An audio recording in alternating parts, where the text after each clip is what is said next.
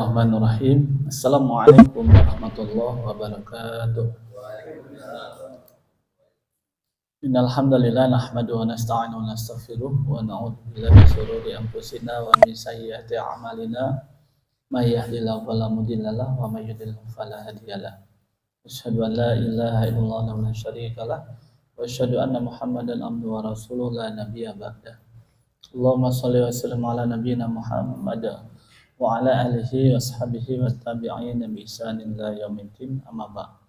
Alhamdulillah bi nikmati tatimmu sholihat para hadirin wabil khusus jamaah Masjid Al-Kufron yang dirahmati Allah. Pertama-tama marilah kita senantiasa panjatkan puji syukur kehadirat Allah Subhanahu wa taala atas segala rahmat dan nikmat yang alhamdulillah kita sudah mengadakan kegiatan sholat berjamaah sekaligus dilanjutkan dengan kegiatan thalabul ilm yang ini merupakan nikmat yang alhamdulillah senantiasa harus kita syukuri dan mudah-mudahan kita terus dilipat gandakan dengan kenikmatan yang lain, dan mudah-mudahan pula semakin bertambahnya nikmat semakin kuat rasa syukur kita, semakin bertambah ketaatan kita dan kualitas ibadah kita, dan mudah-mudahan kita semua meraih kebaikan baik di dunia dan akhirat dan diwafatkan dalam keadaan husnul khotimah. Amin Allahumma amin. Hadirin rahmati Allah, salat salam tak lupa kita aturkan kepada junjungan kita Nabi besar Muhammad sallallahu alaihi wasallam serta para keluarga, sahabat dan seluruh pengikut beliau. Alhamdulillah kita hari ini bisa melanjutkan kembali materi-materi kajian tentang tema-tema yang berkaitan pengobatan ala Nabi, yang kita menyadari bahwa kesehatan ini salah satu nikmat yang luar biasa patut kita syukuri dan selalu harus kita jaga. Yang hari ini notabene banyak dari saudara kita itu yang lalai, yang tidak tahu cara menjaga, bahkan tidak sedikit yang justru merusak tubuh, merusak amanah kesehatan yang telah Allah titipkan kepada kita. Nah, hal ini yang menyebabkan terjadinya berbagai macam penyakit, ya, berbagai macam gangguan, ya, yang kita di sini berupaya untuk menyadarkan dan memberikan pencerahan kepada umat agar kembali kepada konteks, dalam artian di sini pola hidup yang sesuai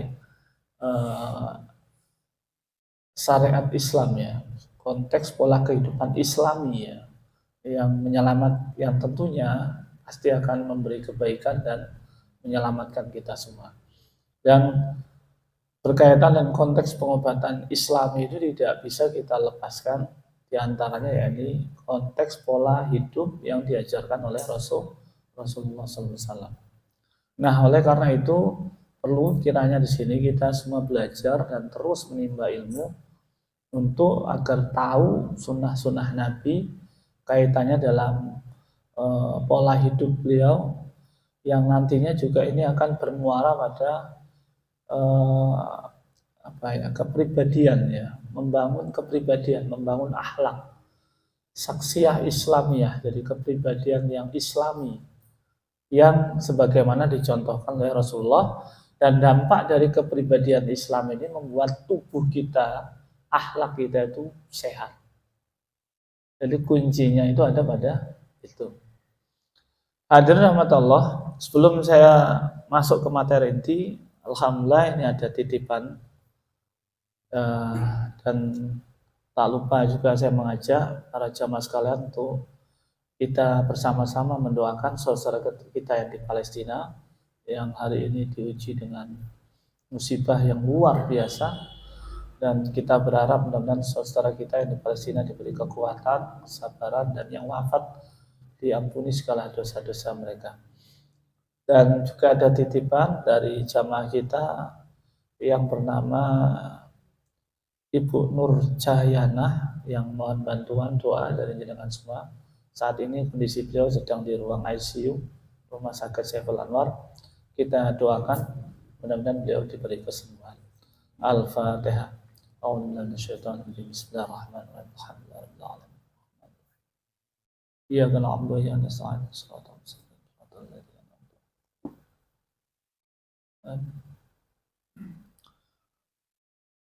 Baik, alhamdulillah. Kemarin kita membahas tentang 10 zat berbahaya dalam tubuh manusia. Yang ini jika tidak dikeluarkan akan menimbulkan penyakit. Pada minggu lalu kita membahas tentang bagaimana pentingnya kita mengeluarkan darah-darah, ya, darah kotor yang ada di tubuh kita. Dan hampir mayoritas semua penyakit-penyakit kronis, degeneratif, ya, ini disebabkan karena tidak keluarnya darah kotor ini. Ya, darah ini kalau sudah bercampur dalam tubuh kita sudah terlalu banyak, maka kinerja liver juga akan berat dan akan mengganggu sistem metabolisme tubuh. Oleh karena itu perlu di sini kita mengenal tentang sunnah Nabi, diantaranya sunnah untuk mengeluarkan darah kotor ini, yakni melalui metode berbekap. Tidak ada cara lain selain berbekap. Tidak ada. Ada yang mau ditusuk begitu saja? Tidak mau ya? Bagaimana cara mengeluarkan darah? Ada caranya? Mau ditusuk begitu aja? Tidak mau aja, Bu. Nah, ternyata hanya ada satu cara. Di antaranya sunnahnya ini berbekap. Fastu juga ada yang merekomendasikan fastu. Kalau wanita setiap sebulan sekali mereka atas izin Allah ya mengalami menstruasi ya. Tapi ada bagian-bagian tertentu yang tidak keluar melalui darah menstruasi. Maka para wanita pun dianjurkan untuk berbekam. Apalagi kaum pria yang notabene membutuhkan fisik yang prima, yang kuat. Karena kita adalah sebagai kawam yang bertugas mencari nafkah, ya kan, membimbing keluarga, mendidik anak-anak. Kita ini harus kuat, harus sehat, ya. Jadi tidak bisa lemah. Jadi suami ini harus kuat. Belum lagi amanah-amanah yang lain, misalkan harus ngaji, harus dakwah. Wah, kita ini belum dituntut jihad, jangan belum dimintai jihad ini. Bagaimana saudara kita di Palestina sudah memilih jihad. Kalau jihad itu bisa nggak Pak, lemes-lemes gitu Pak? Baru lari 1 kilo wes ngos-ngosan. Nah, musuhnya gampang membunuh kita. Harus sehat betul. Maka orang beriman yang kuat itu lebih dicintai Allah daripada yang lemah. Baik. Nah, ini metode mengeluarkan darah ini sudah diajarkan dalam konteks pengobatan Islam. Nah, yang kedua air mani. Maaf, ini kita tidak bicara perkara yang tabu ya, tapi ini terkait dengan pengobatan. Nah, saya mengutip berdasarkan kutipan dari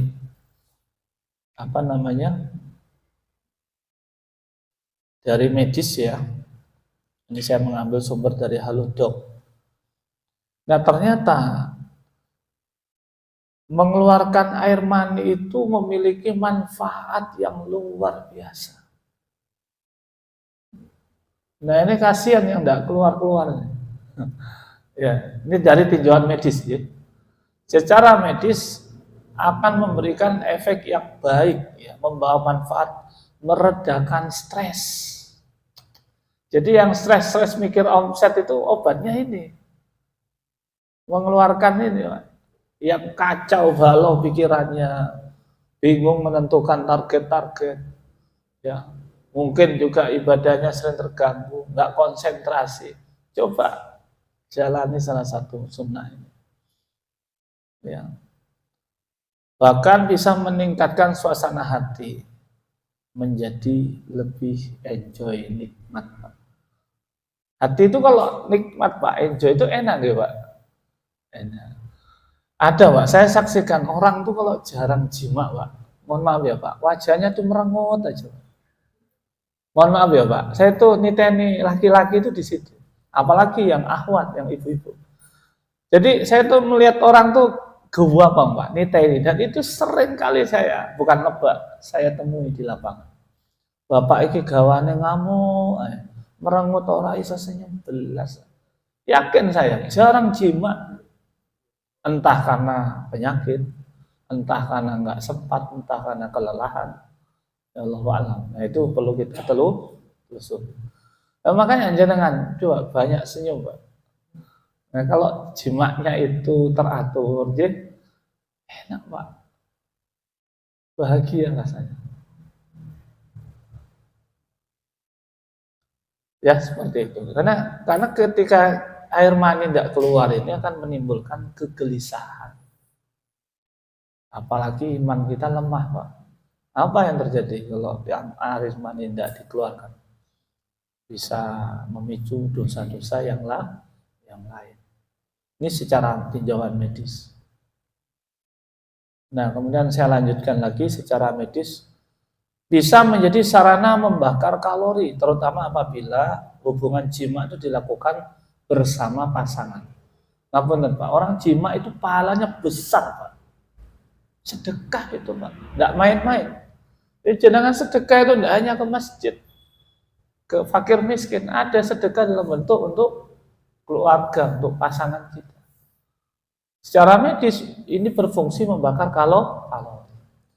Ngapunten, ada yang kena asam urat di sini. Ternyata obat asam urat itu salah satunya jima, Pak.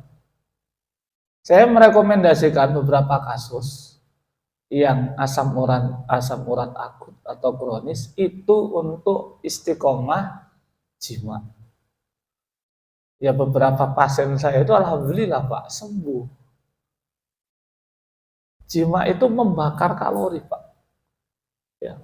Lemak-lemak itu terbakar. Ngapunten, orang jima itu kan adalah aktivitas olahraga Pak, secara tidak langsung. Semua bergerak Pak, jantung, nafas kita, paru-paru, badan bergerak semua. Ya, sirkulasi darah, Masya Allah. Jadi sehat Pak orang jima.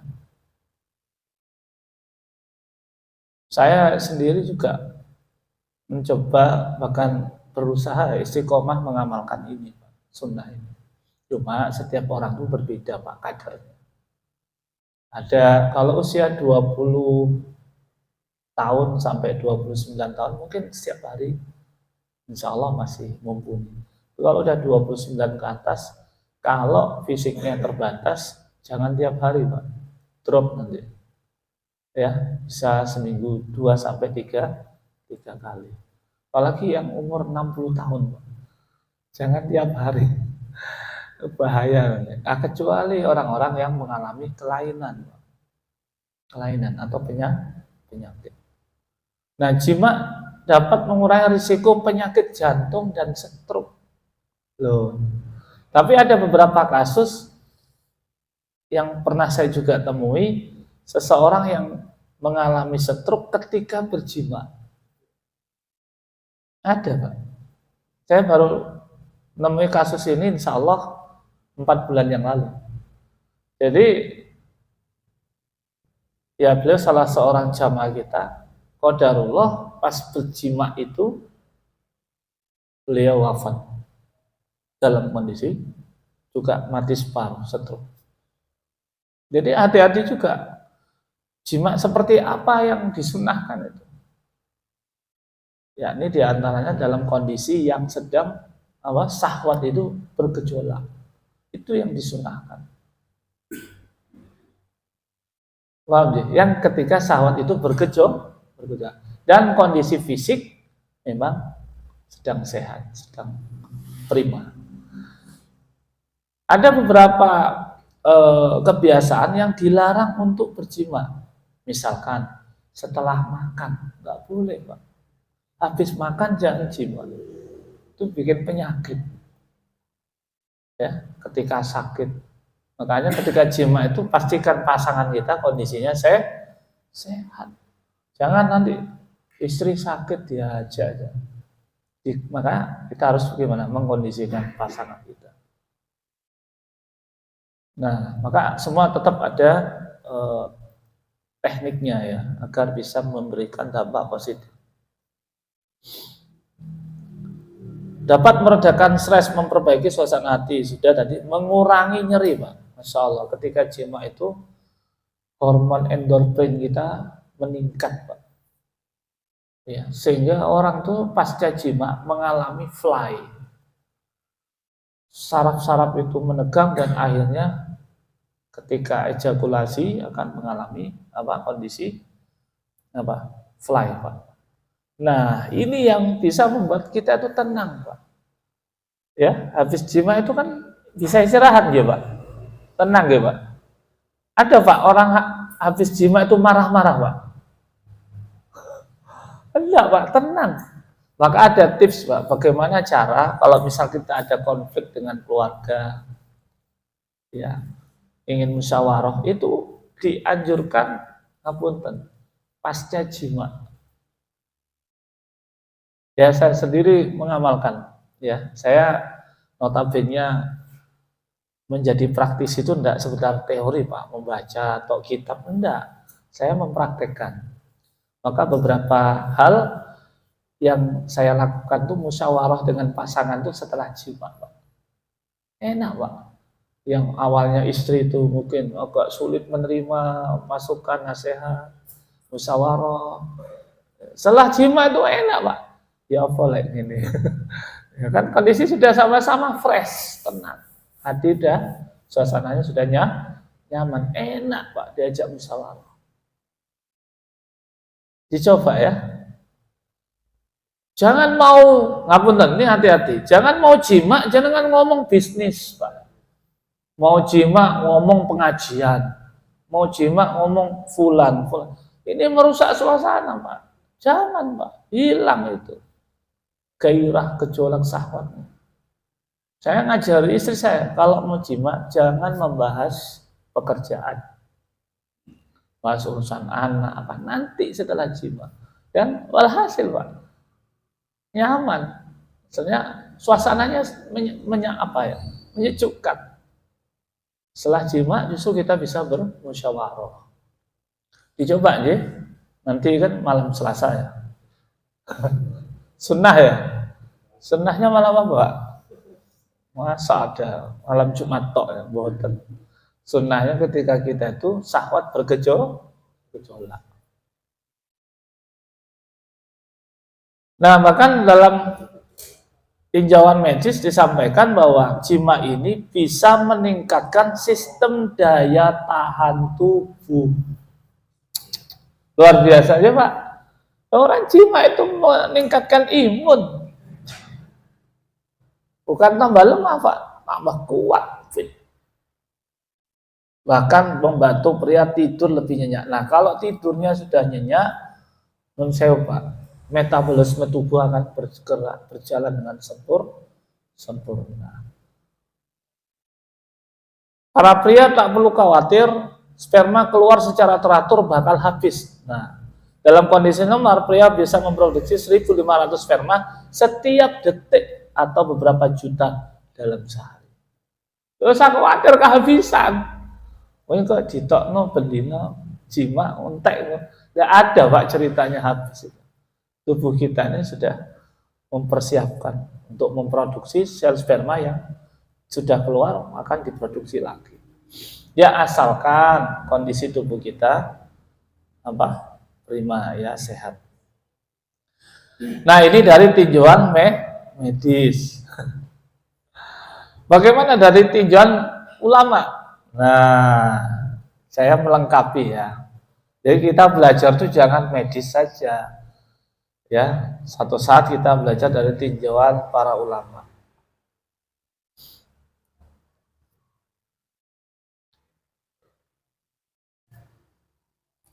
Ini pendapat dari Imam Asy-Syafi'i. Saya ambilkan dari kitab At-Tibbun Nabawi. Ya. Ada 4 hal yang bisa memperkuat tubuh. Yang pertama, makan daging. Yang kedua, mencium wewangian. Yang ketiga, sering mandi meski tidak bersubuh dan mengenakan pakaian katun. 4 ya, bisa membuat tubuh itu sehat. Jangan pernah terapi minyak kasturi, Pak. Saya, Pak, ini mencoba betul teori-teori di pengobatan tipe Nabawi. Kalau ngapunten Pak, agak suntuk.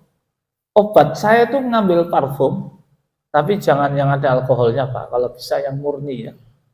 Saya hirup Pak. Saya masukkan ke kepala sini. Enak Pak. Pengaruhnya luar biasa. Masya Allah, ajaran Islam nih luar biasa. Kalau untuk terapi, saya menggunakan minyak habatus sauda. Itu saya hirup. Itu untuk terapi ruqyah. Saya menghirup minyak habatus sauda. Ketika saya hirup, maka aroma-aroma dari minyak habatus sauda itu akan masuk ke daerah otak kita dan insya Allah akan membantu terapi gangguan otak. Belum tahu nggih caranya? Ini Masya Allah, luar biasa Pak. Ada juga dengan terapi minyak gaharu. Suatu saat saya pernah punya pasien. Beliau ini pendekar Pak. Di Jember sana, pendekar. Betul-betul belajar ilmu khusus Pak. Badannya tinggi besar. Ya, saya punya murid mantan pendekar. Ya saya anggap murid karena ikut saya lama Pak, ngaji itu. Ya, hampir 5 tahun. Sekarang ada di Sulawesi. Nah, kemudian satu saat saya mencoba memberikan terapi kepada beliau. Ya, dia seorang haji. Pak Haji, sini sampean. Iya Ustaz, coba hirup minyak ini. Biar yang di dalam tubuh jenengan berontak. Saya berikan minyak itu, gaharu. Ini minyak apa Ustaz? Ditanya dulu saya. Ini minyak yang nggak disukai oleh makhluk-makhluk yang ada di dalam tubuh jenengan. Apa namanya Ustaz? Rahasia, dihirup aja. Nanti kalau udah dihirup, setelah reaksi saya kasih tahu minyaknya. Oke Ustaz, dihirup. Bismillah dulu, oke? Niatkan untuk pengobatan. Dihirup, langsung Pak, delosor Pak, gulung-gulung, muntah-muntah. Ini ceritanya nyata Pak. Demi Allah, nyata ini, saya praktekkan. Karena saya memang di pengobatan, ya, nggak ada cerita seperti ini kalau nggak di pengobatan Pak. Gulung, muntah. Selesai, saya panggil. Gimana reaksinya Pak Haji? Nggak kuat saya Ustaz, yang di dalam mau keluar semua. Mohon maaf itu minyak nopo Ustaz. Nanti sampean beli ke tukang parfum. Ini minyak gaharu. Oh. Iya, tapi baunya kurang terlalu sedap ya. Lebih sedap itu kasturi. Wanginya lebih fresh kasturi. Nah, itu aroma terapi dengan wewangian loh, Pak. Ini maka yang disampaikan Imam Syafi'i ini benar. Bagi yang mau, yang percaya dan mau mengamalkan. Nah, kemudian ada 4 hal yang melemahkan tubuh, terlalu sering bersetubuh.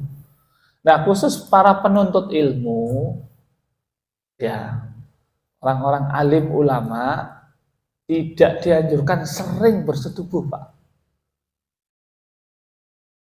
Sering ya, ini bahasa sering, ya. Ya, logikanya kalau terlalu sering gimana, Pak? Kayak saya ini, ngapunten 2 hari di Malang. Ya kan sudah libur loh, Pak. Pulang nanti, Masya Allah, baru bisa memenuhi hajatnya. Nah, artinya kalau terlalu sering itu justru mengganggu hafalan, konsentrasi. Ya, jadi justru orang-orang yang alim dianjurkan untuk tidak terlalu sering bersetubuh. Ini yang disampaikan Imam Syafi'i. Ya, dan masih banyak lagi ini memakai celak untuk mata, memperkuat penglihatan hijau-hijauan, membersihkan tempat pertemuan. Ini jangan lihat suasana seperti ini. Ke mata enak loh Pak. Coba kalau terhambur Pak rumah itu. Sumpah Pak. Pengaruh ke penglihatan dan ke pikiran kita. Ada 4 hal bisa memperkuat hubungan jima. Memakan jamur. Jamur, oh iya, memang ada jamur yang khusus untuk stamina Pak. Tahu, jamurnya agak coklat-coklat besar wungkul itu Pak. Jamur apa namanya? Ada di pasar-pasar tuh. Apa sih namanya? Saya lupa. Wungkul gini Pak, wungkul bunder. Jamur apa Pak? Itu Pak untuk stamina bagus. Ya? Dicoba ya, cari. Warnanya agak gelap sih. Merang, Masya Allah. Itu ternyata bagus untuk stamina. Kacang-kacangan. Baik, kita nggak membahas stamina. Minggu lalu sudah saya ajarkan ya untuk mendongkrak stamina. Nah, kembali lagi terkait masalah air mani yang keluar. Baik, ini lebih spesifik. Bahwa dalam Islam itu perkara jima itu sesuatu yang dibolehkan, tidak dilarang, Pak. Selama hubungan jima itu dilakukan bersama pasangan. Selama hubungan jima itu dilakukan bersama pasangan. Apa saja yang memicu seseorang muncul gejolak ingin berjima, mani itu harus keluar, diantaranya adalah pengaruh pandangan. Saya mau tanya, jenengan itu bisa terangsang ketika apa? Bisa nggak sendiri-sendiri gini, ngaji gini, melihat kitab atau kajian gini terangsang? Bisa Pak? Nggak bisa Pak, nggak bisa.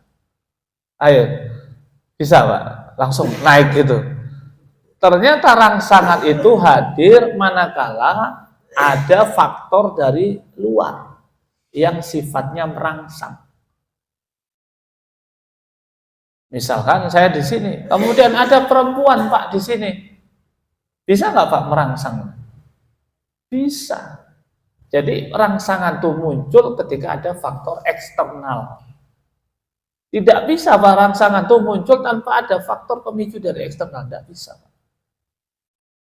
Makanya dalam Islam ini diperintahkan ya, sangat diperintahkan untuk menundukkan pandangan. Bahkan di dalam hadis ini disampaikan mulai dari pandangan mata ya, pandangan mata ini baik yang langsung maupun tidak langsung, baik yang sifatnya sekelibat, ini harus dijaga betul.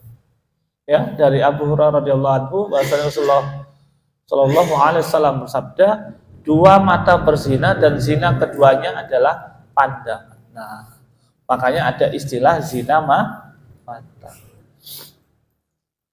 Dan hari ini Pak, 2 pandangan baik di dunia nyata maupun maya itu sama-sama berpotensi menyebabkan perzinahan. Dunia nyata kita sudah nggak bisa Pak mengerem yang namanya apa? Hal-hal yang terkait pornografi Pak.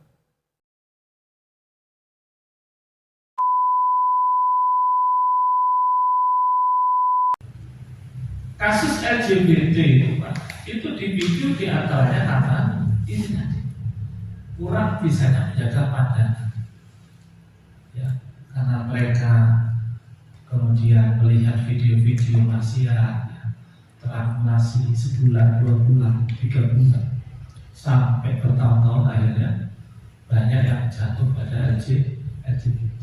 Mayoritas ya para LGBT itu ya dipicu karena video maksiat. Nah, inilah pentingnya kita menjaga pandangan.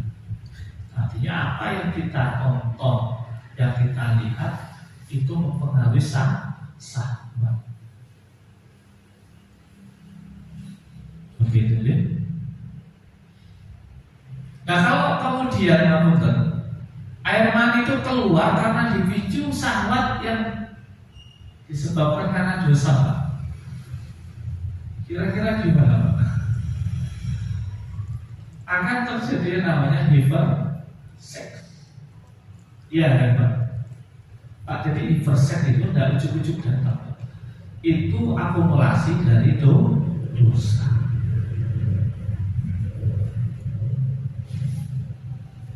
Mayoritas saya menterapi kasus-kasus hipersex itu disebabkan karena kecanduan video maksiat atau hal-hal yang terkait perzinahan. Wih, ngeri Pak, perkara pandangan ini harus betul-betul kita jaga.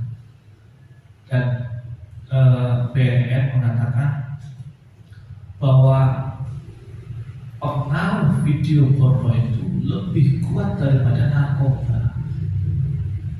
Maka BNN memberi istilah yang namanya narkolema, narkoba lewat mata. Bagian otak yang diserang adalah 4 bagian otak ini oleh narkolema.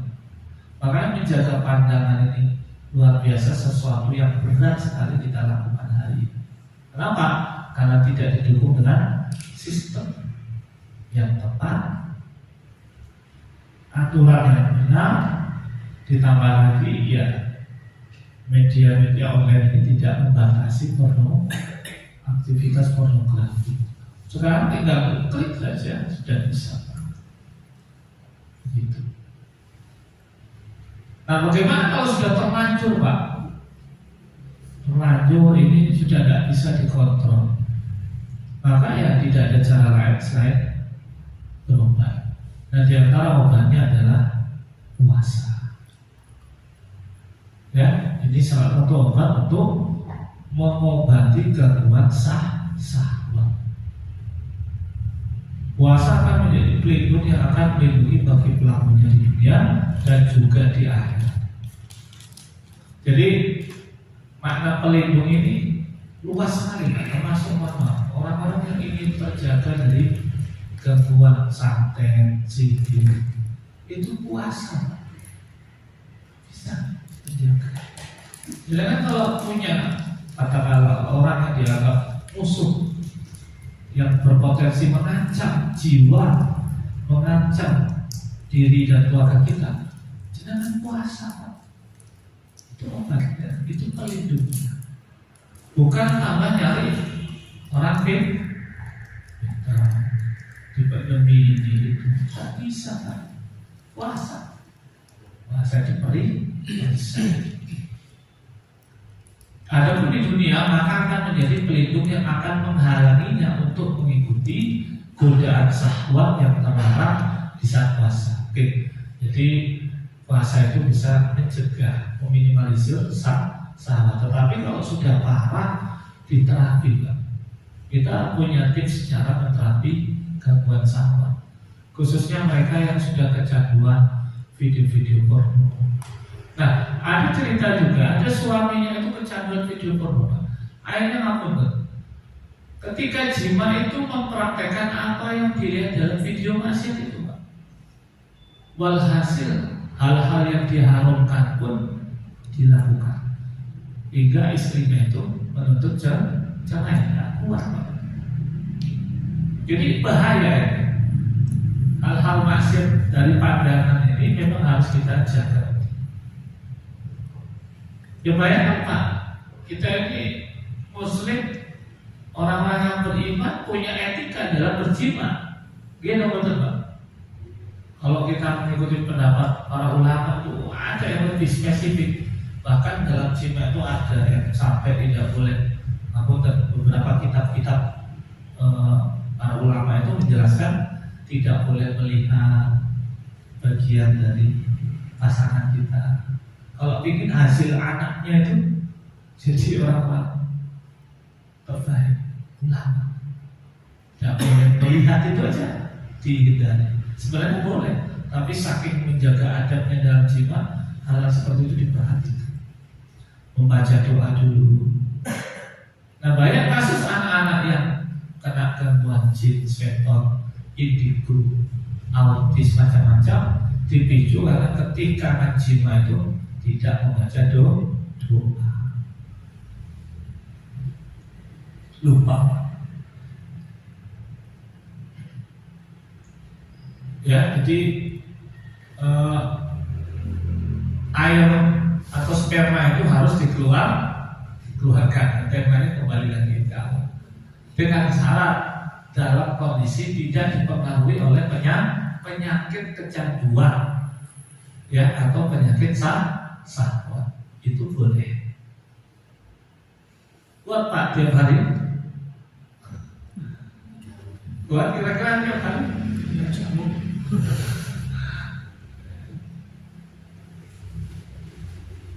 Jadi kalau sudah dipengaruhi syahwat ini berbahaya. Diobati dulu syahwatnya, maka bisa sembuh. Nah, ada beberapa kasus orang poligami, Pak. Saya ikut poligami. Ini bukan dipicu murni karena Pak, ibadah saja, dipicu karena memang ingin menjaga syahwat, bukan, tetapi karena hiperseks. Jadi dia itu tidak bisa lihat perempuan, Pak. Lihat langsung ingin. Kalau perlu mungkin andai kata nggak dibatasi, Pak, bisa lebih dari itu. Maka saya menemukan beberapa kasus pasien saya itu gonta-ganti wanita, poligami, tapi bukan untuk betul-betul membangun rumah tangga yang terbaik, ya, yang utuh, tapi cuma kamu cicipi, dinikahi, tapi setelah kamu ganti lagi. Jadi sudah seperti hiperseks. Nah, yang seperti ini, ya memang nggak dosa, tapi ibadahnya dibangun melalui cara yang tidak benar, melalui sumber penyakit. Nah, ini nggak boleh, Pak, seperti itu. Harusnya diobati dulu. Apa dosa? Ada, dosanya ada, tapi konteks dalam ibadah seperti ini kurang baik. Makanya dikorbankan banyak nanti, yang dikorbankan justru wanita. Kayaknya setiap kota itu punya anak. Ini punya anak. Udah tahu selesai, pindah lagi, nikah lagi, cerai lagi, punya anak. Jadi saya tanya, sampai kenapa kok begitu? Apa memang tak cocok atau bagaimana? Apa jawabannya? Saya bosan. Rasanya pengen ini terus. Saya bilang itu gangguan penyakit. Nah, yang seperti ini nggak boleh, Pak. Meskipun diperbolehkan dikeluarkan tiap hari, ini jadi penyakit. Nah, Islam tidak begitu mengajarkan cara poligami. Ya, kalau para sahabat dulu menikah, poligami yang memang anak itu dilindungi oleh dalam Islam diperbolehkan dan dalam keadaan yang terbaik, ya, kondisi keimanan, bukan karena penyakit. Maka kita jangan sampai mengalami itu. Baik, insya Allah itu terkait masalah hal-hal yang berbahaya dalam tubuh yang harus kita keluarkan. Nah, nanti insya Allah minggu depan kita membahas tentang air seni, kotoran, angin, ya, muntah. Nah, ini muntah nanti kita praktek. Pak monggo terapi untuk mengeluarkan apa yang ada di lambung. Itu menguatkan lambung, Pak. Kalau mau sehat, karena usahakan pernah muntah sebulan 1 kali. Pernah, Pak? Ada ya sini? Muntah sebulan kali? Tolong, Pak, amalkan ini, Pak. Ya, tapi jangan dijojo-jojo gitu. Ya, alami aja, nanti saya ajarkan. Baik, terima kasih. Alhamdulillah, kita cukupkan. Mudah-mudahan itu bermanfaat untuk kita semua. Mohon maaf atas segala kekurangan, kebaikan milik Allah. Dan insyaallah kita lanjutkan minggu depan. Hadirin rahmat Allah, sebelum saya tutup, kita bawa oleh-oleh dari Jember ini ada buku zikir pagi petang. Bagi jamaah yang belum punya, monggo bisa memiliki buku zikir pagi petang untuk sarana pembentengan diri. Nah ini produksi dari majelis ilmu kita. Nah insya Allah nanti kita bagikan bagi jamaah, infaknya seikhlasnya. Kalau nggak ada bawa aja Pak. Ya, jangan takut Pak. Ini bukan penggalan. Ini silakan yang mau baca ini Pak untuk membentengan diri. Ya. Oke, demikian dan jazakumullah khairan. Kita akhiri dengan doa kafaratul majlis. Bismillahirrahmanirrahim. Subhanallahumma wa bihamdika asyhadu an la ilaha illa anta astaghfiruka wa atubu ilaik. Assalamualaikum warahmatullahi wabarakatuh.